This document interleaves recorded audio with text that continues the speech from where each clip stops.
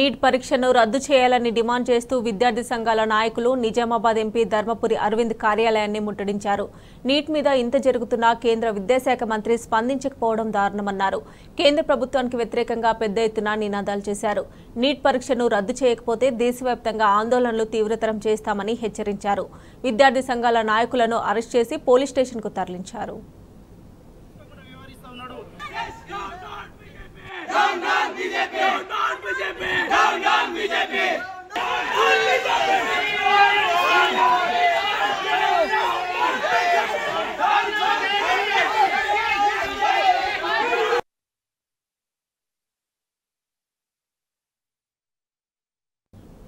Neat పరీక్షను రద్దు చేయాలని డిమాండ్ చేస్తూ విద్యార్థి సంఘాల నాయకులు నిజామాబాద్ ఎంపీ ధర్మపురి అరవింద్ కార్యాలయాన్ని ముట్టడించారు.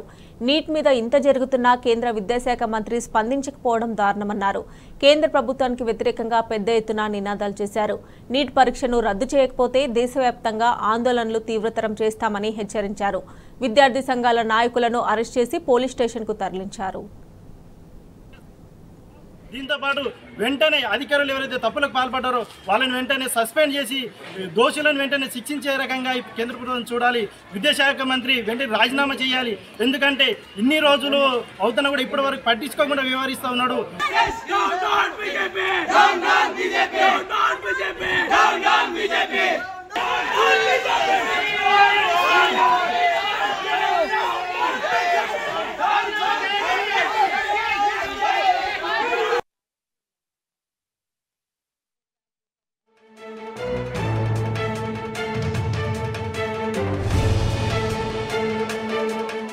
కనీసం ఆ సెంటర్లలో ఒకే సెంటర్లలో 6 ఆల్ ఇండియా ర్యాంకు రావడం దానిపైన కనీసం విద్యాశాఖ మంత్రి స్పందించకుండా అసలు నీటిలో స్కామ్ జరగలేదని చెప్పడం ఇది హాస్యాస్పదం.